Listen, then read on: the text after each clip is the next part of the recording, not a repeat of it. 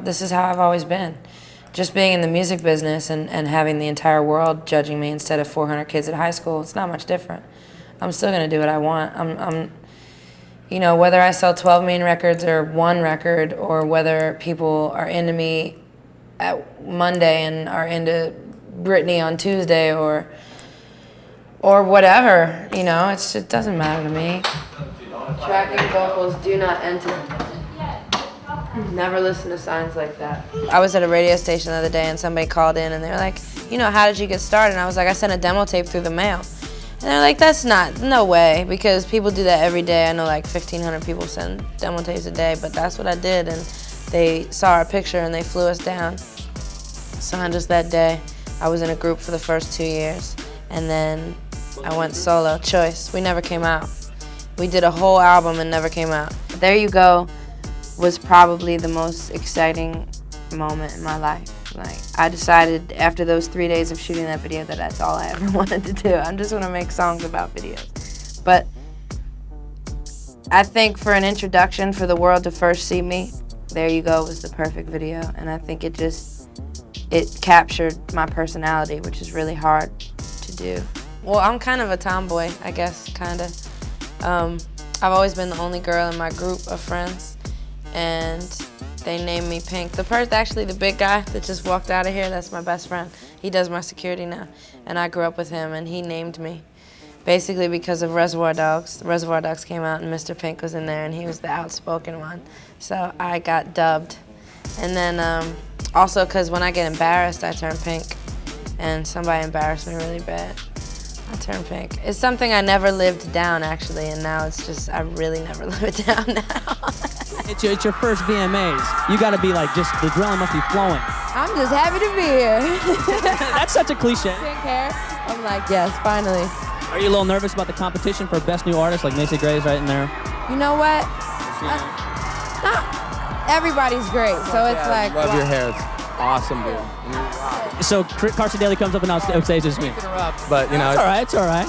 Is this y'all's first time performing the song since the video? Yep. Really? Are you nervous? I'm so excited. I love this song. Really? I can't wait. I love the song too. I always try to sing the words, but I cannot. It's voulez-vous, caché, Avec moi. Avec moi. I still don't know what it means, but it's dirty. I walked by MTV. You know how they have the barricades in New York for TRL, and NSYNC was there, and I hadn't met them yet.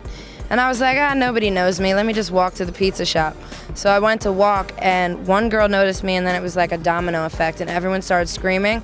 And it was the first time anybody did that for me, and I got really scared, and I started screaming too. And this girl like jumped out in front of me. She's like, ah! I was like, ah! We just started screaming for like 5 minutes, and I was like, okay, she's a nut. The last album was a great introduction. I'm really proud of a lot of the songs on that album. But it wasn't fully me, and I knew it when I got up on stage, and that fire wasn't there, especially singing to a dad. It's like singing karaoke. And I was like, okay, I need a band. Like, I named the album Misunderstood because I feel very misunderstood at times. I say the wrong things, I tell the truth, which tends to get me in trouble, and I'm a very eclectic person, so I feel that's misunderstood as well. Everything I do, I just, you know, I've always said that since I was about this high. Do you have any idea what the first single might be? Hopefully it'll be this one called Get the Party Started, which is like techno-ish, hip-hoppy attitude. Just, it's all about what happens on the way to the club instead of what happens at the club. This album is a lot different. It's a lot more versatile. It's very true to life, and there's a song on there that's really personal to me, which is Family Portrait. And I wrote it not thinking. When I write, I don't think about the consequences or what people are gonna think when they hear it. I just write, and I write what I think moves me and what's gonna move the producer. And it was cool, and then I started letting people come in to listen to it. And I just felt really strange. I didn't like the feeling at all. People liked it, but I mean, most of the people that heard that song cried, so that's, I don't know, my mom cried for 4 days when she heard that song, but I like to write. I like to upset people and make points and break down barriers and all that sort of stuff, so that's where my motivation comes from, definitely. I just keep thinking how gratifying it must be, because I remember when the album was first coming out, you were talking to me about how much this record meant to you and how it was so much more you. And to have it so well received, triple platinum, 3 singles, I mean, it must be amazing, right?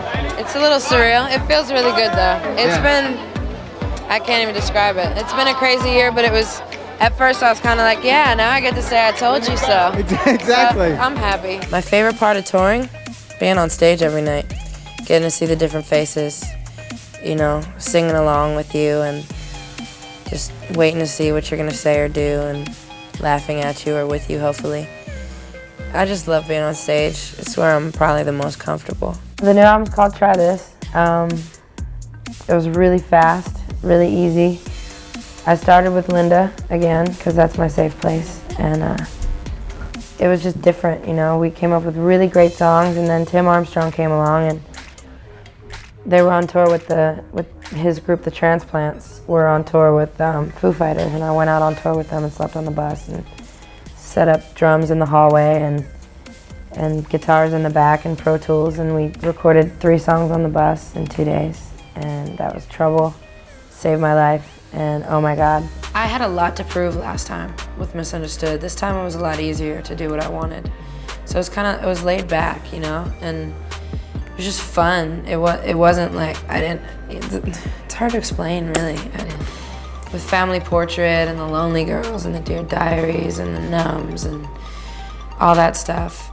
This time it was just kind of like Trouble and Tonight's the Night, and it's also got a lot of personal stuff on the record. And the new record is called I'm Not Dead. Yes. I love that title because it's got a lot of balls and it's very, you know, it's a statement, which I think is really cool. And the song itself as well. Let's talk a bit about that track, I'm Not Dead. The track was sort of, me and Billy Mann were in the studio for a month here down at the Magic Shop in New York, and it was sort of the last day, and usually the last day all you do is party and talk and listen to stuff, but it was sort of done in 15 minutes, and it's just about relationships and coming and going and growing and changing and just fear and just all of it. Anyone who's seen So What, the video, knows that you're kind of really venting in this song and doing it here in the back lot. I mean, is it kind of nice release, this whole song? And it's nice because Carrie was in it with me. Right.